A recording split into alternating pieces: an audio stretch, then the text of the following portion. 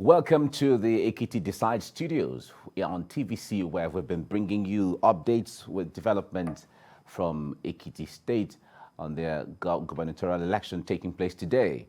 There has been activities up there, and the outcome of the election so far when it comes to security everywhere has been peaceful. The voter turnout has been very encouraging from the reports we've been getting.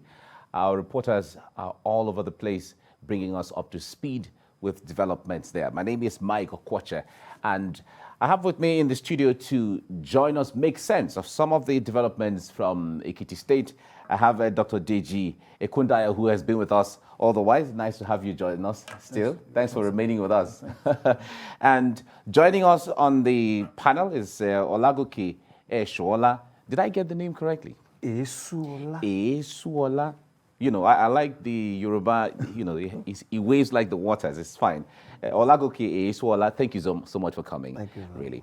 And then when we get on in the discussion, we have a member of the Ekiti State House of Assembly, Honorable Adeoye Aribasuye. He'll be joining us to discuss on this development and how it has been. But let's cross over to Ekiti right now. Our reporter, Sarah Yeku, is standing by to bring us up to speed with some of the developments there. Sarah, it's good to have you join us right now. What is the level of developments where you are? Where are we now? How peaceful are things are? And especially, I'd like us to talk about the issue of the elderly. Earlier on in the day, Beavers couldn't capture some elderly persons who wanted to vote. But at the same time, it was able to capture some young. Talk to us about how that went.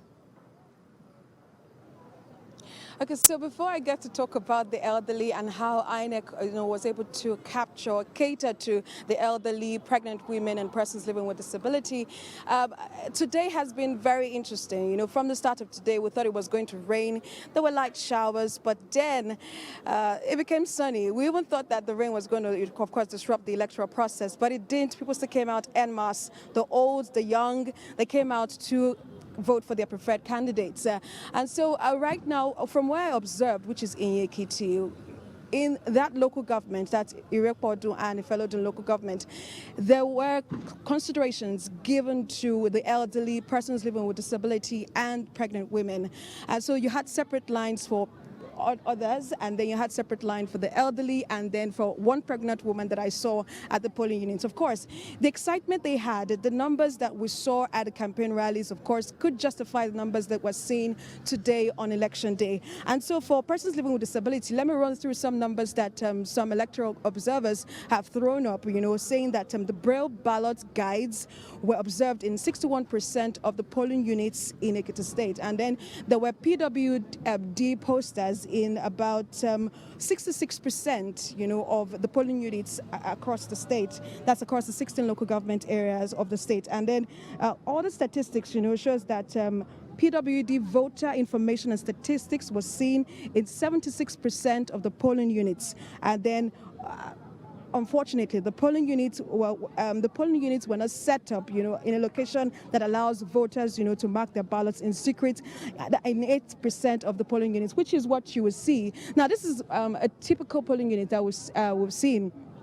There are like 2 polling units in this school. I'm right now in Ado-Ekiti, St. Michael's Secondary School in Ado-Ekiti. And there was one polling unit here before. There was another one all the way down there. And then you see that people could not really vote in secret because from where I came from in Ekiti, you see that there were cases of voters showing the party agents who they had voted for, and then, you know, even the party agents were too close to the voting cubicles, and, you know, which is against INEC's guidelines. And so all that played out today, and this is the registration area center, one of the racks where you have materials were distributed to other local government and other polling unit wards in Ado-Ekiti. And so this is one of the 8 registration area centers that we have in Ado-Ekiti local government. And then you see that there are a number of youth corps members who have been pulled out as ad hoc staff, you know, for this election.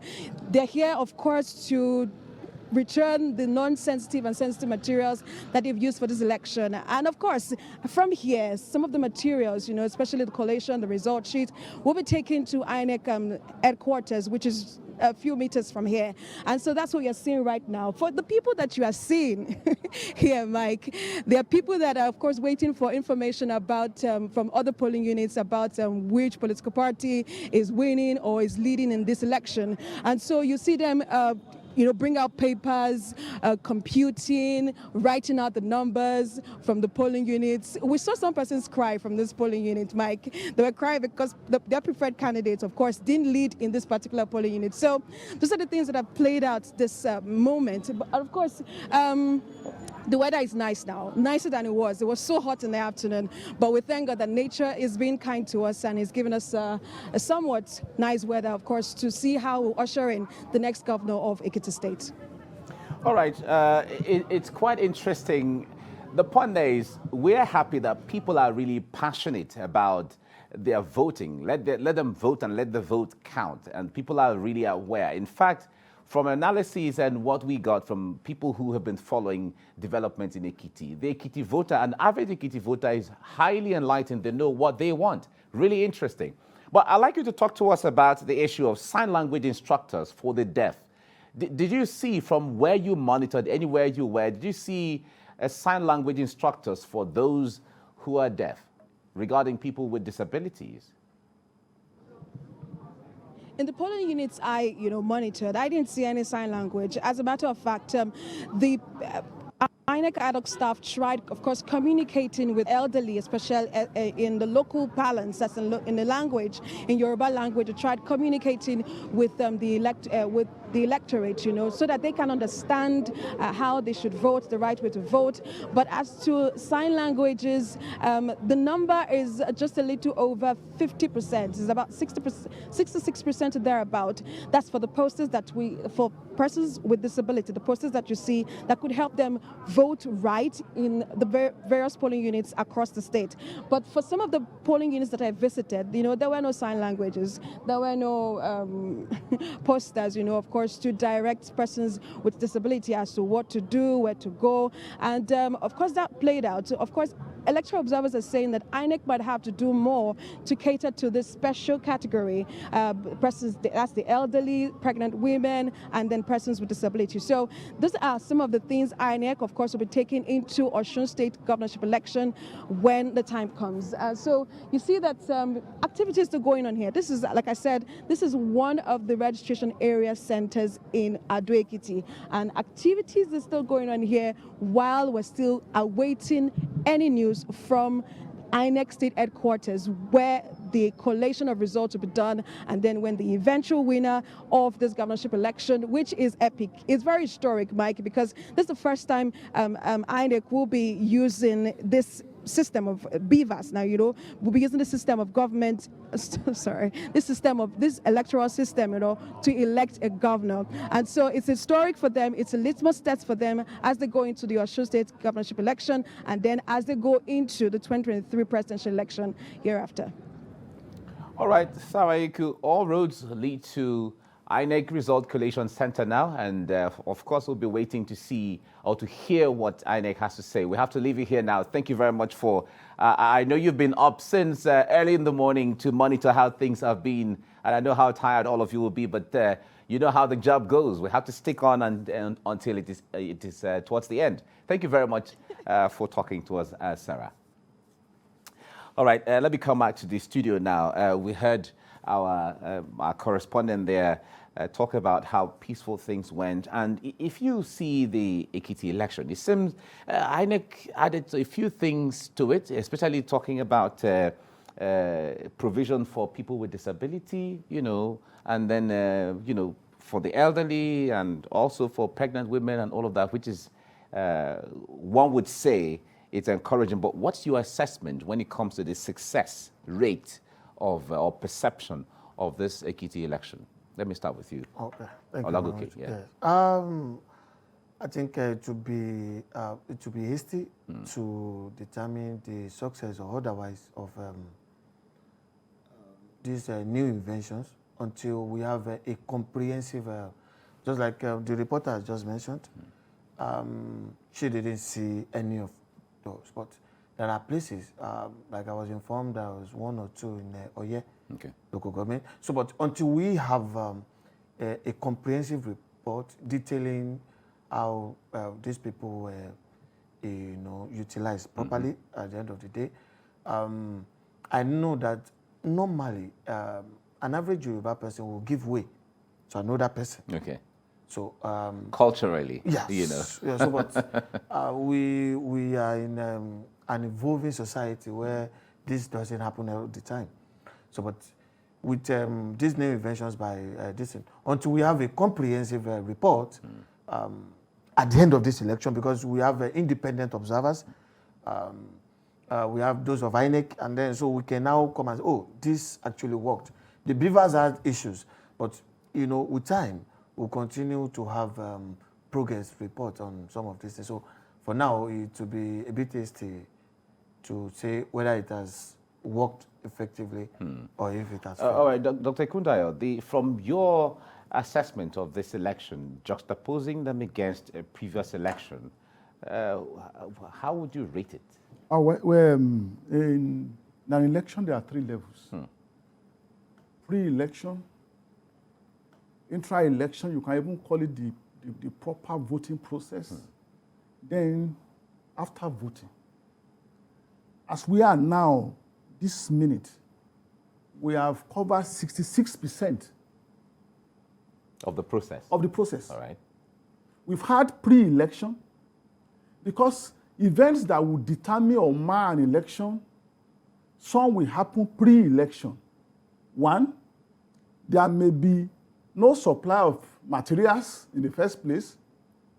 Maybe we are supposed to take some ballot boxes to Emure, for example. It's not in that Emure.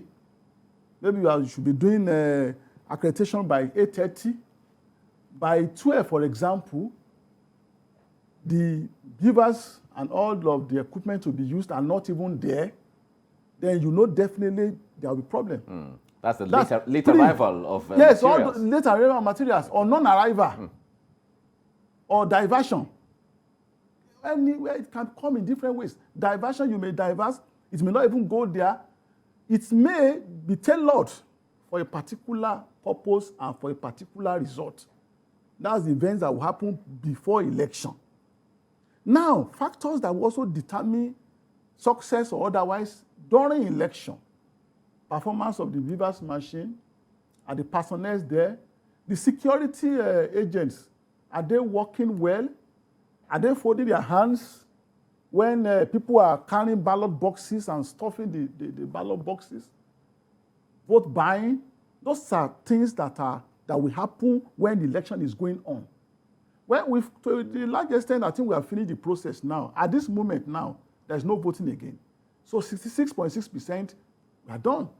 So if we now want to assess what has happened so far, then we can say, okay, reasonably, they have done well. So the next stage now is collation. Is collation. The results, were they properly transmitted? Is there any way that by which the forms that they should enter has been entered wrongly? Mutilation or whatever, wrong transmission, a lot of things. So we'll now be waiting. So we are left with about 33.3% now to assess them properly. So by the time the proper collation is done and the winner declared, so we can now have a summation that we can say, okay, have they done well? Have they not done well?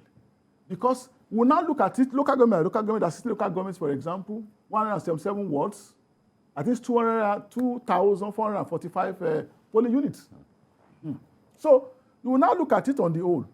Out of the 16 local governments, we have independent observers. They can tell us that how have they performed in the area of supply of electoral materials, and the personnel there, the people that should accredit people are there on ground.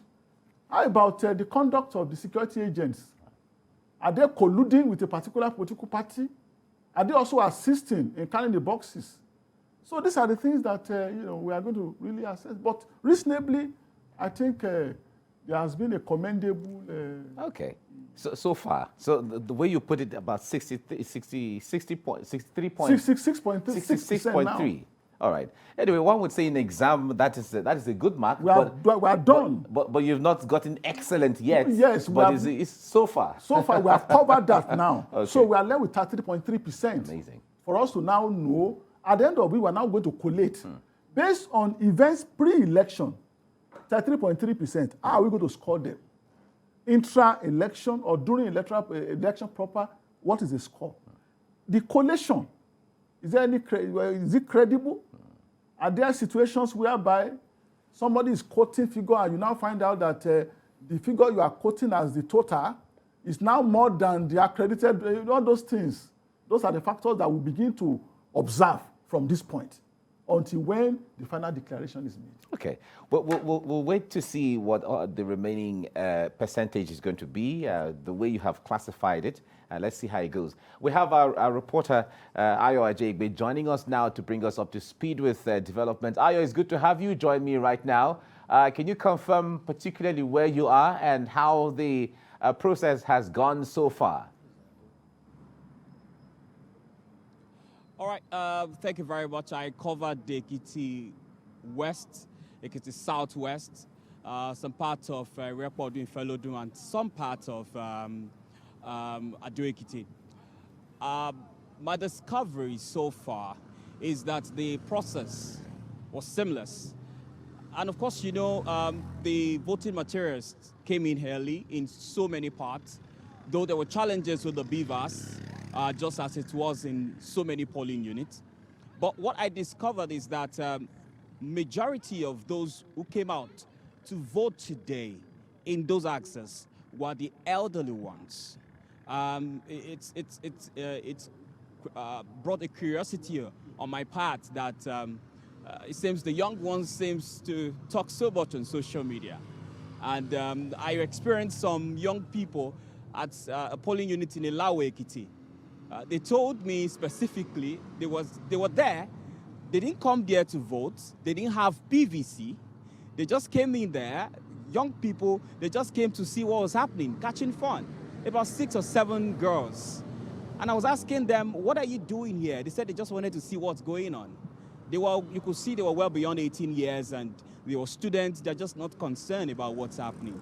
And that's where you see a 98-year-old, a 100-year-old woman voting in some of those places. But the discovery by Yaga and so many election observers is that vote buying seems to have come to stay. Most of these polling units, vote buying were going, of course, however, codedly. That's the word I would use now. Most of them, after they've casted their ballot, will be called to a particular place. We actually experienced one here where it was almost like a stampede situation, where some of those people wanted to collect their own share of whatever they have bargained for. And, you know, the town is already picking up, as you can see. Movement is already being restored in the town right now. And most people are already getting about their normal business. But we are hoping that at the end of the whole exercise, it's going to be a rancor-free situation. No violence as at now from where I covered. And we are hoping that it will still remain that way to the end of collation. All right. You talked about the elderly. It's quite interesting. In fact, there is a video of a 98-year-old grandmother or great-grandmother who said that if she doesn't vote, that she's going to fall sick if she doesn't vote. It tells how aware and how passionate she is. And that's just an example of so many elderly people from what we got, and it's really interesting. Now, you talked about the Yaga preliminary report. How widespread is the issue of vote buying from the report that they gave that you monitored? What I discovered, let me first start with the elderly woman, the 98-year-old woman. We encountered a 98-year-old woman, we encountered a 102-year-old woman, and they were both ecstatic, they were both enthusiastic about voting. One would wonder what prompted them to come out and vote. They said the woman, 98-year-old woman, says, I will fall sick because she has been voting since voting started in Nigeria. And you see so many young people who are just there, not nonchalant. So it's just a kind of a paradox. And talking about the IAGA preliminary report, they said that vote buying were recorded in so many polling units. And I myself, I saw so many of this vote buying being done rather codedly. As against 2018, where the vote buying was very obvious, I think this time the political parties are smarter with their vote buying. So except you're very, very observant, you wouldn't know that vote buying was ongoing. So that's what we have seen around here. All right. We have to leave you here now. Our media JB, our reporter there covering the election. We really appreciate, standing and staying until, keeping faith until the last count is done. And it's almost over now, but we have to wait until INEC gives us what the final result is going to be. Thank you very much, Ayomide. All right. We heard him there. Now let's talk about the issue of this vote buying. We understand with some reports earlier that EFCC arrested someone around Olaoluwa Grammar School in Ado-Ekiti. The person was, moving around with a large, amount of cash, and he was arrested around Olaoluwa Grammar School. Talk to us about this vote buying thing. It seems this is what is the in thing now. Well, no one should be surprised. When you want to cage a people, you impoverish them. Poverty is the main thing, and that's why you have what we have now. And it is not unique to this particular election. I've been following this particular election before I came into the studio. I got information from Itapa, Itaji, Ilawe, Ijero. More or less an Ijero person, Ifaki, where you are. Oye. So I make calls, and this thing is widespread. They did it, of course, codedly. You make your vote, and then you go to a primary school, you go to a particular room, get your money. It is everywhere. The election before this one, it is Diboko Sebe. So, vote, and then you... Diboko Sebe, what does that mean? Diboko Sebe. So you vote, and then they'll give you money to cook a pot of soup. I see. But this particular one, they are, the only reason why you have that particular man in the FCC custody is because he brought that cash. Okay, now the other ones are staying in schools and rooms. You vote, and then you go back to those places, and then they had you to cash. You can hear your correspondent. So this is the information I actually have before we came here. There is a large, everywhere. If you go to Ishon, if you have any of your correspondents in Ishon, Ekiti, they will tell you that that's what you have here. So, and you have it, it's also very rampant in F1 Laye. Okay, in Oye town, not the local government, in Oye town. So it's everywhere.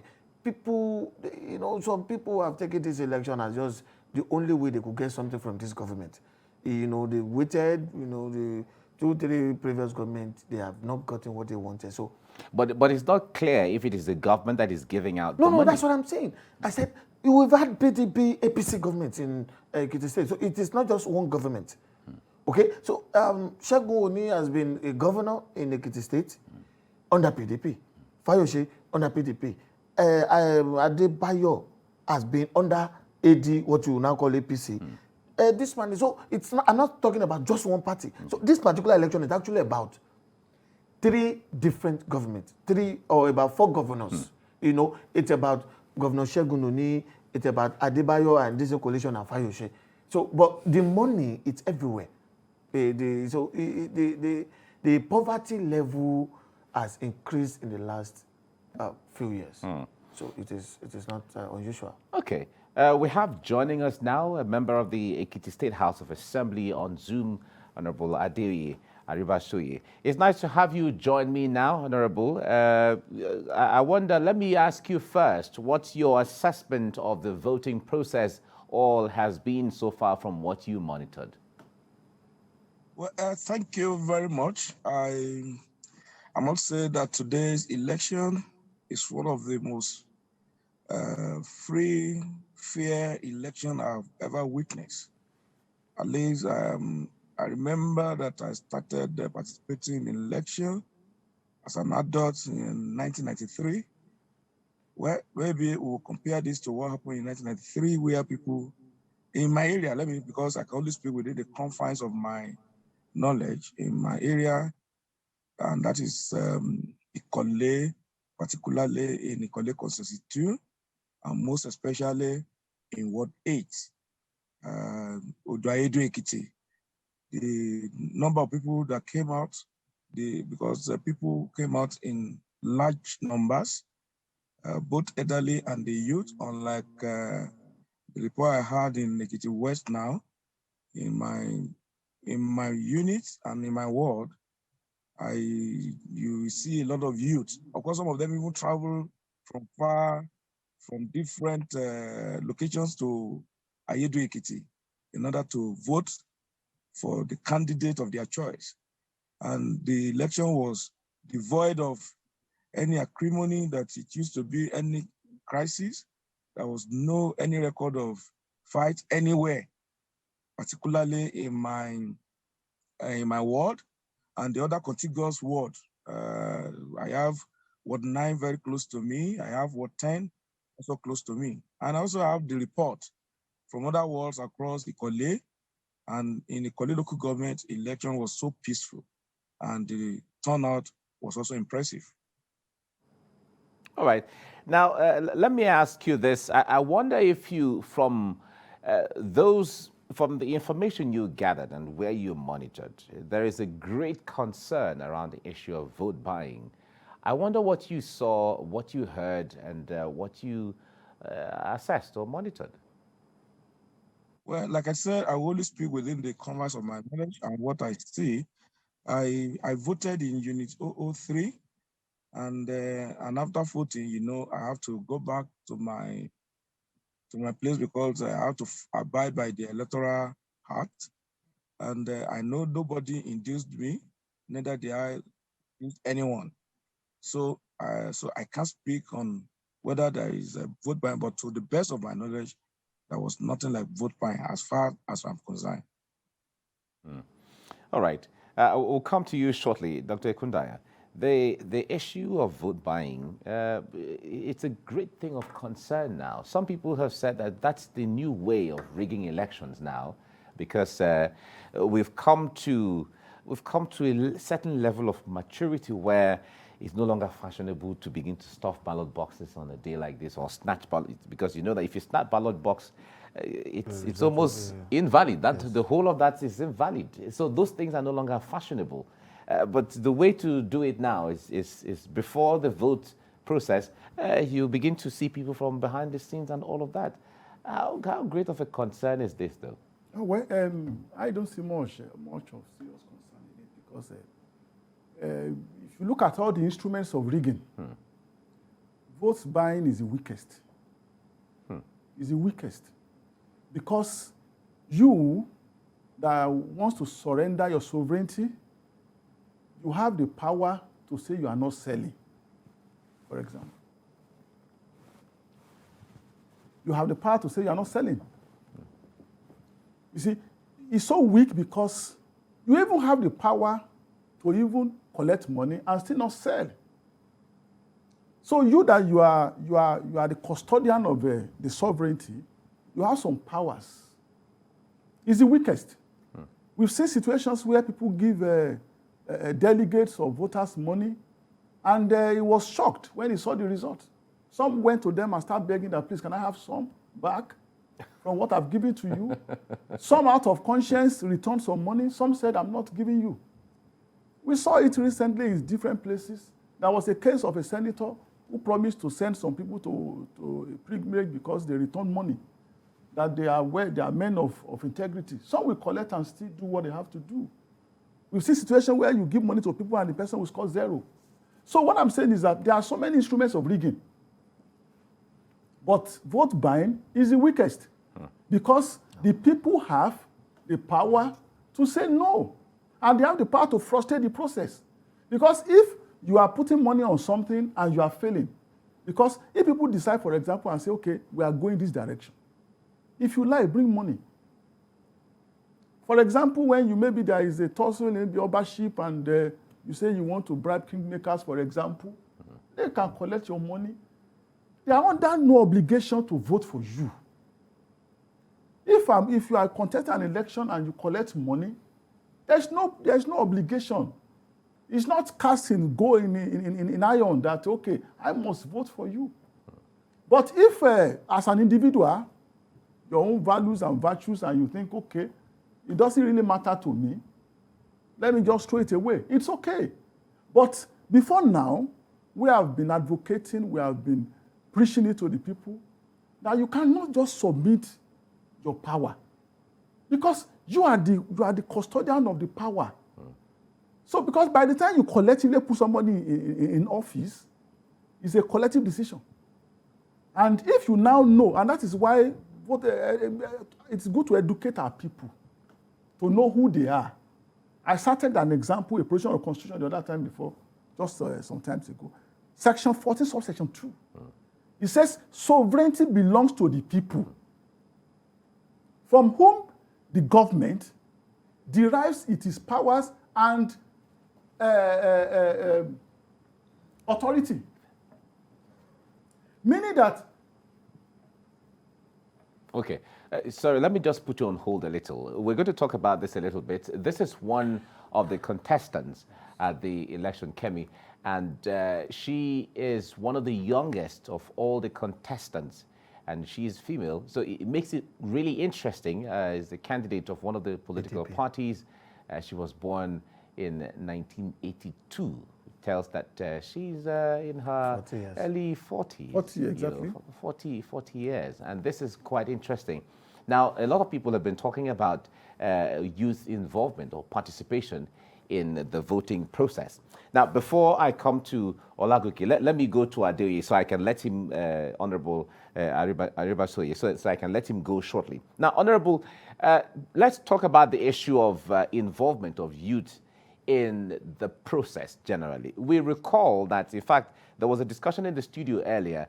The founding fathers that we have, we make reference to, if you check their age brackets, they were all between their 20s to their 30s, and then some their early 40s. All of them put together were within that age bracket. Well, right now, it's not so many young people of that age are in the center of things, making decisions that affect the nation. What do you make of this call to create room for more young people to get into the mix? Well, I start by saying, well, I am one of those who actually started as a very young person. I was a local government chairman at about 10 years ago. And that was, I think I was 30 plus when I became the chairman of a local government. And what I can say is youth involvement has to do with youth participation. Are we ready to fully participate? A lot of us, we are on social media and we are not really getting involved, because when it comes to politics is what is done at the grassroots. Of course, election is won at the polling unit, not on social media. We cannot be crying that youth has to be involved, because like they will tell you, power is not served a la carte. Power is not served a la carte.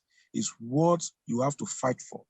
And the truth of the matter is the old generation, they are not ready to leave the stage. So then what do? What we need to do is to also get ourselves involved by participating, by going to our various wards. You can't stay in Lagos, for example, and you expect to be the governor of your state. Maybe you are from Bauchi, from Ekiti State, and you're on social media just making noise around. There is the need for us to get down to the grassroots. All right. It's okay. Thank you so much, Honorable Adeoye Aribasoye, for your insight into this. I have to let you go now. Thank you very much for talking to us. All right. We don't have all the time right now, but I'll just make you allow you make one comment regarding the youth involvement in politics, and then we'll move on. Oh, okay. Just in a minute. Yeah, thank you very much. I'm very happy that Kemi has decided to join. You see, one thing she has done is to galvanize so many youths in Ekiti. I attended one of our rallies in Nadu. You know, majority of our followers are young persons in their early 20s. You know, she is not a money bag, of course. I realize that. And, you know, one of the things is she has a vision of what she wants to do. And this particular election is just like she's trying to promote herself. Okay. She understands that the system as it is presently constituted, because the party under which she's contesting doesn't have that structure.